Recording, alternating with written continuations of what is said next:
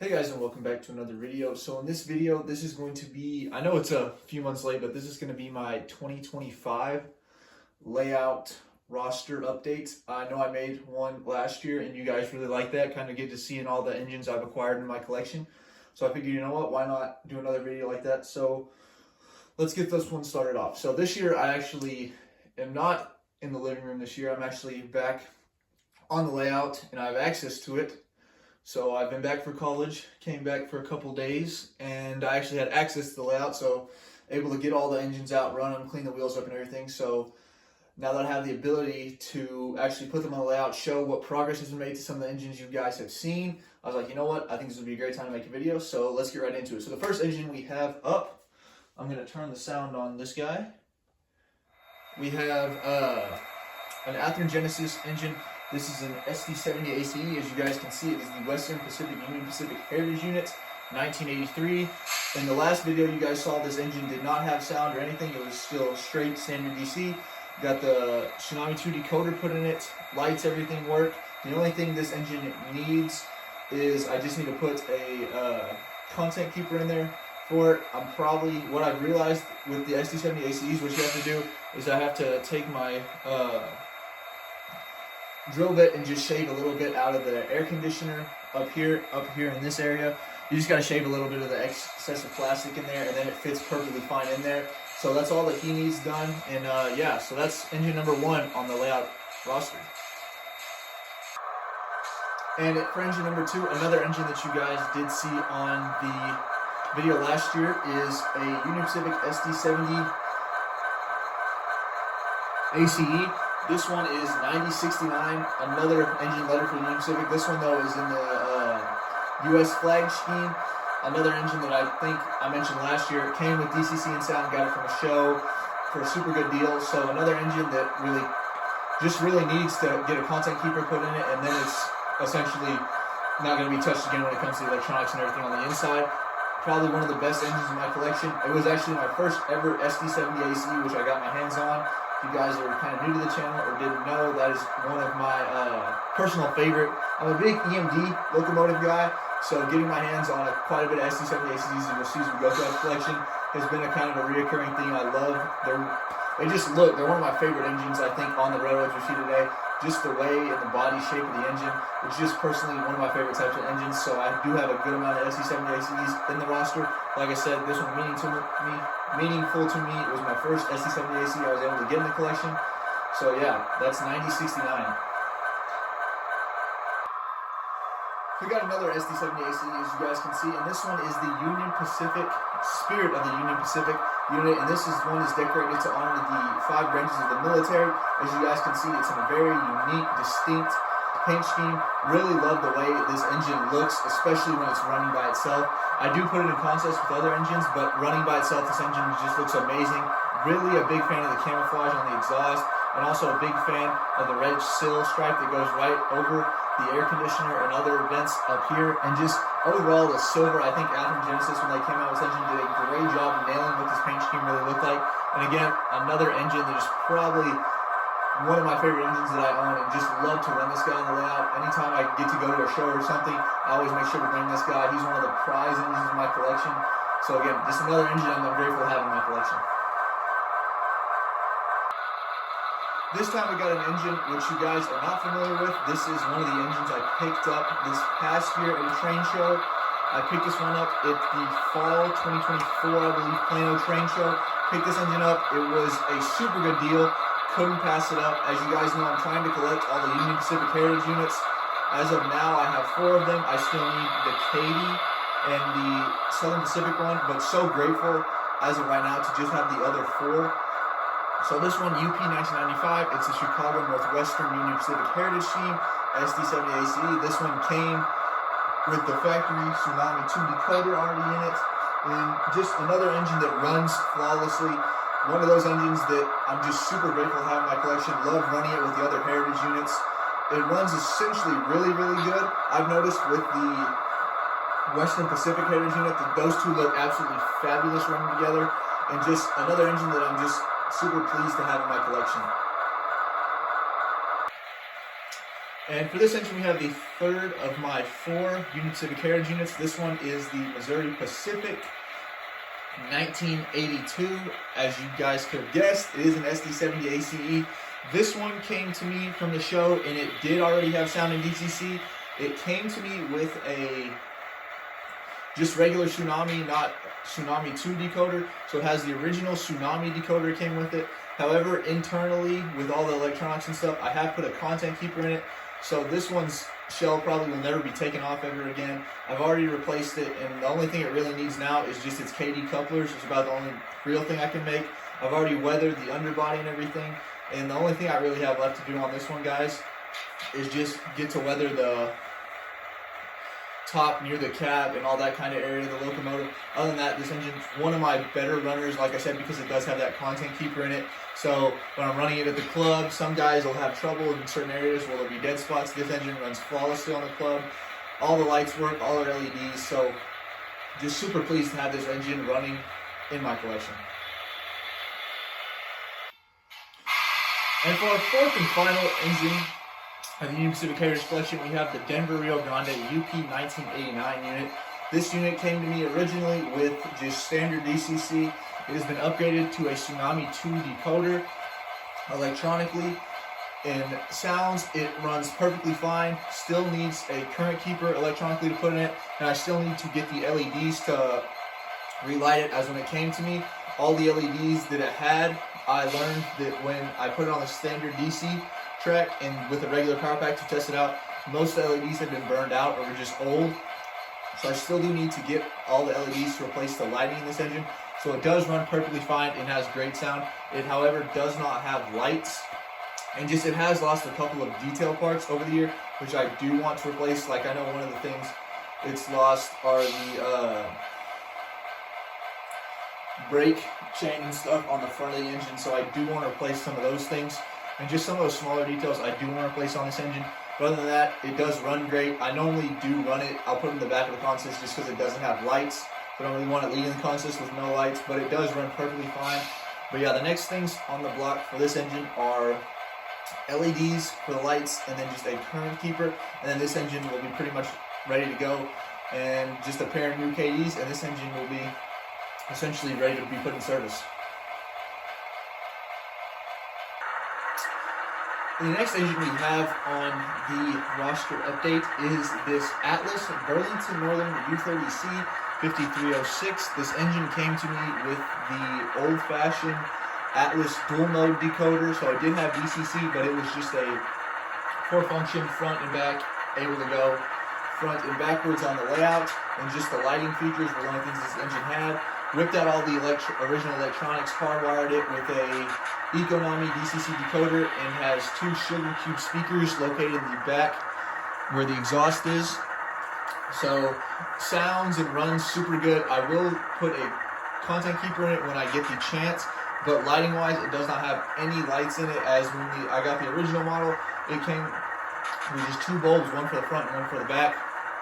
I wanted to give it more LED light. I want to give it front number boards, and also want to put a rotating beacon on the top there. I'm going to plan to drill a hole in that and then make an LED go in the beacon, which can be turned on by a function, and want to make it rotating. So those are the plans for the lighting on this engine, but runs super smooth, sounds great, has been weathered already. So realistically on the outside, everything for this engine's ready to go. The only thing this engine really needs is I just need to put the lights in it, content keeper, and this engine will be essentially ready, and I'll never have to touch it again.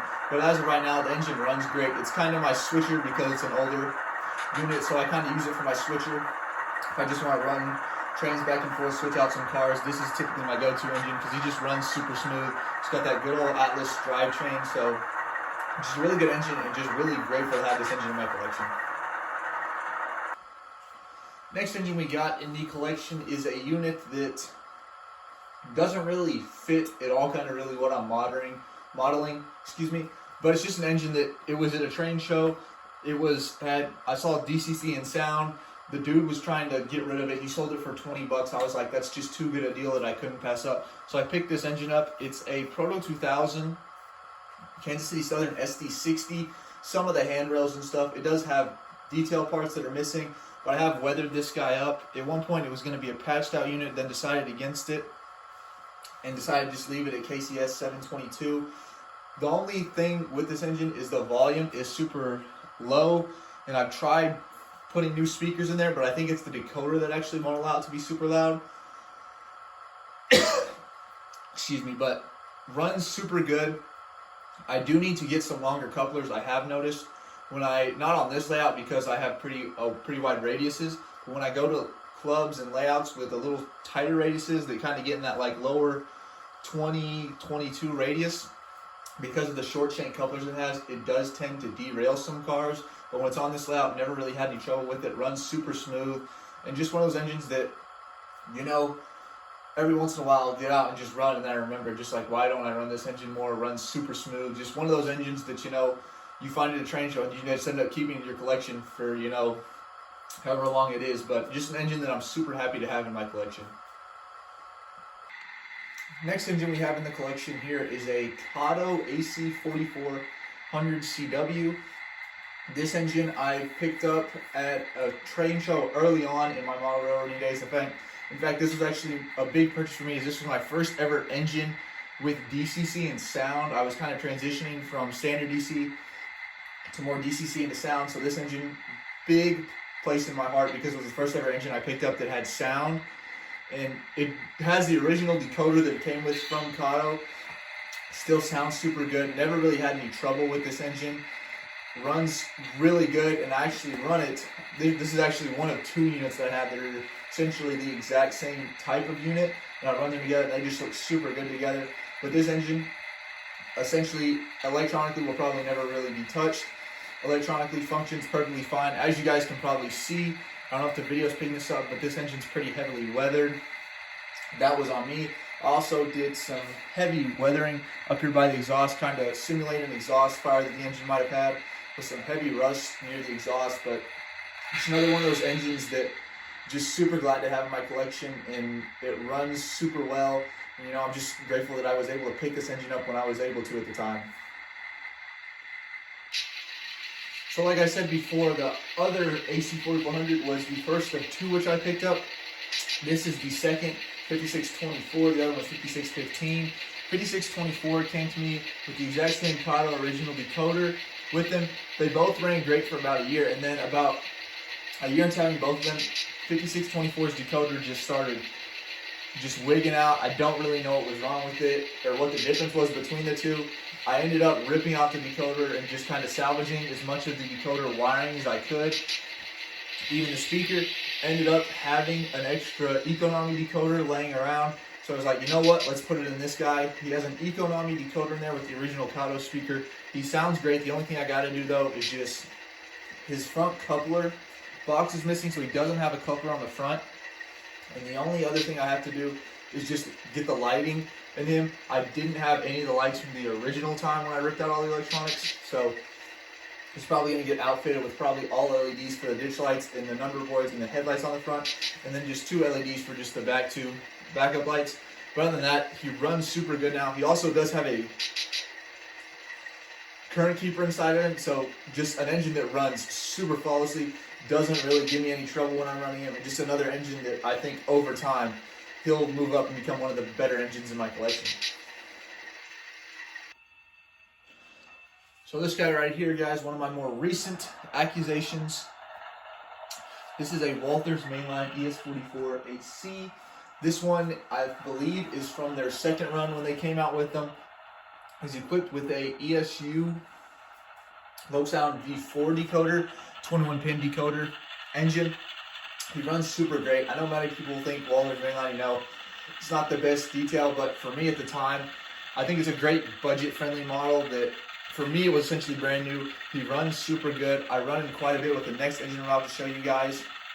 Never had any trouble internally electronically with this engine. I do plan to try and put a current keeper in him. The only problem with these engines is, from Walthers Mainline, is they're so hefty and there's so much weight inside the cab that there's literally nowhere to put the current keeper. So I think the only option I have if I want to put a current keeper is I have to take out the cab interior and put a current keeper in there, but I haven't yet decided if I truly want to do that.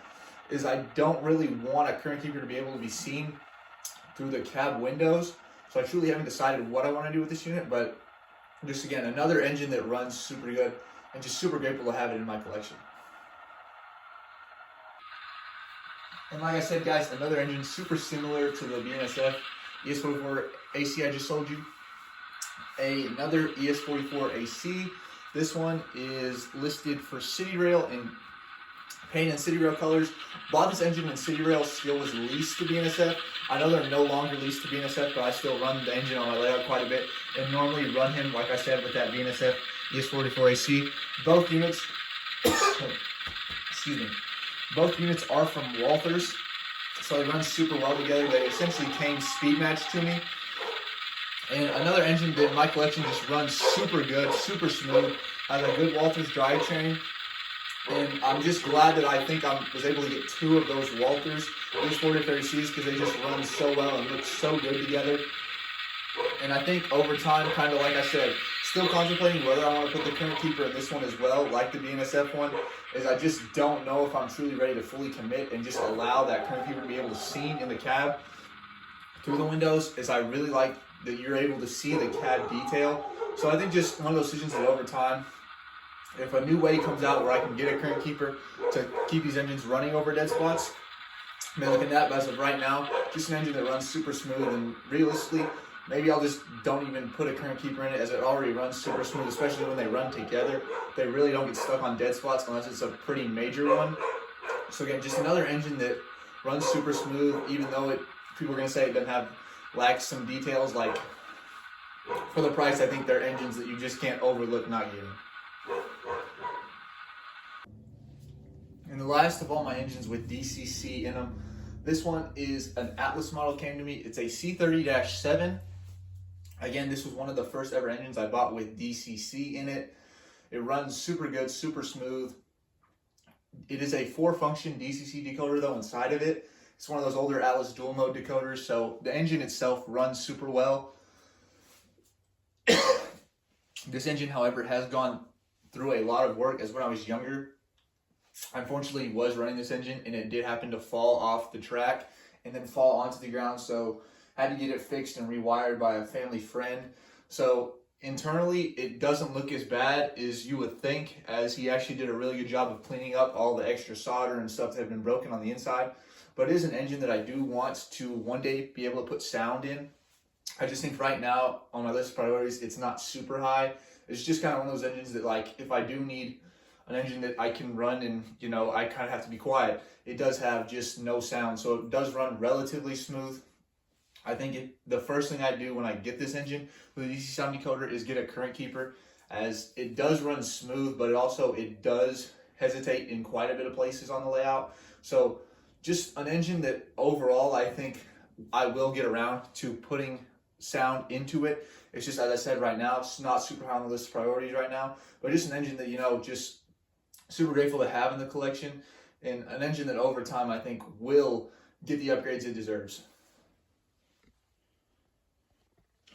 And now we're on to engines that unfortunately I cannot leave track power on, because none of these engines cannot run on DC power or will cause a short. That is the case for this guy right here. This is a Proto 2000 GP9 unit. It is a BN is what it's rostered on, and under where it says the road number 2006, it does say BN, but it is, as you can clearly see in the Great Northern paint scheme. Before it started shorting out and causing problems, this engine ran great. It was my main switcher unit. I used it to switch and run locals all over the layout, but just as of right now, essentially it's having a ton of problems electronically. I've resoldered all the pads and everything inside the decoder, and that still hasn't fixed it. So I think I'm gonna have to take this to someone who probably knows quite a bit more than me, as I just haven't been able to fix whatever ghosts may be running around electronically inside this engine. So I do plan on getting this engine fixed. Like I said, it was one of those engines I picked up. It was $20 at the train show. The dude told me it didn't run. Took it to the test track. Turned the sound on. It ran perfectly fine. So he's like, I told you 20, so 20's the deal. So I took it off his hands for 20. Ran great, but like I said, as of late, just problems electronically have kind of just kept this guy off the rails. But I do really want to get this engine fixed, as like I said, it's one of the earlier engines I got when I was trying to convert most of my stuff from standard DC to DCC and sound. So I do want to get this guy fixed. I just don't know when that's going to happen as of right now. So unfortunately, I'm not going to take this guy out of the box to show you guys, but this is a Athearn Genesis FP45 marked for the Santa Fe. It does have sound in DCC, and I would love to show it and put it on the tracks for you guys, but right now I've screwed it into the bottom of this wood board like they did on older Athearn models, and I'm just kind of being lazy, don't want to take it out just to show you guys that it does have sound. It does. You guys have seen this in the last one where I talked that it does have sound. Runs super smooth, but I still do want to put a current keeper in it just to make sure that it skips over every dead spot. It doesn't ever stop running. So just an engine that I think is one of those unique units that just, my layout's mostly modern equipment, and I try to keep it mostly modern equipment, but it's just this is just one of those engines that, you know, really like the design and kind of the way these units look. I think they look really good on like intermodal trains, or even at one point I think I had it pulling passenger trains on my layout. So just an engine that I'm really grateful to have. And again, one of those units that when I was kind of transitioning, this was one of the first, I think this is the first ever Athearn Genesis unit that I ever picked up. After, I think, getting this engine, then I kind of was just like, all right, Athearn Genesis is kind of the way to go. And then from then on, that's why quite a bit of the rest of my collection is Athearn Genesis because of this guy right here. So just an engine that I don't really want to part ways with. I think I'd rather just upgrade in the unit overall rather than trying to sell him and get another unit. So I think what's coming for the future for this guy is just a current keeper. And then, like I said, I still do run him. It's just because recently I was planning on taking him to a show and looking for a current keeper and putting it in there. But I unfortunately forgot and left him here, which was a big kind of bummer on my part, is I ended up then forgetting like, oh, I even needed to get a current keeper for him. So I think in the next show I go to, that's probably my main focus, is getting a current keeper for this guy. And last but certainly not least, this is my latest locomotive acquisition. This is a Kato Burlington Northern Executive Scheme SD70 Mac. This engine I picked up recently at the last train show I was at. It was earlier this January. Picked this engine up for a relatively good price. Engine standard DC, but these Kato SD70 Macs are so hard to get your hands on. So an engine that I haven't decided. I was looking today. I did find a low sound decoder that does have, because it has an 8-pin decoder, or I guess not decoder, but it has an 8-pin board inside of it. So I have seen a thing where they have a 8-pin plug soldered to a 21-pin low sound version 5 decoder, which I'm looking at. I just want to know if I'd be able to add a current keeper to that, or if it would be easier to just scrap all the electronics inside and just put a plug-and-play Tsunami 2 decoder in it. Still kind of weighing my options, seeing which one I guess financially is probably more achievable. But an engine that, you know, I really have been trying to track one of these down. Like I said SD70ACs are probably my favorite locomotive type. Second's probably SD70 Max. I'd love to get a good collection of these, and as far as I know, the only companies that have released them even remotely recent are Kato and then Athearn Genesis. But the prices for those, especially the Athearn Genesis ones, even with just standard DC, are upwards of almost $250, and it's just not something that financially I can achieve right now. So the price I was able to get this one at was great. And like I said, this one essentially is brand new. All the plastic and separated parts and details are still in the original bags, here with the original instructions. So this is just an engine that I just love to originally get running on the layout. And I think once I do, I think pairing him with another, either Kato or Athearn SD70 Mac would just be great. And, you know, I'm hoping that maybe a company like us, I'd love to see a Scale Trains do an SD70 Mac, would definitely pick those up. And I think that's kind of what I'm just hoping for, is by the time I get the electronics put in this guy, that another company releases SD70 Macs with sound and DCC already in them, which would make them a little more readily available for me without having to, you know, do all the electronic work on my hands.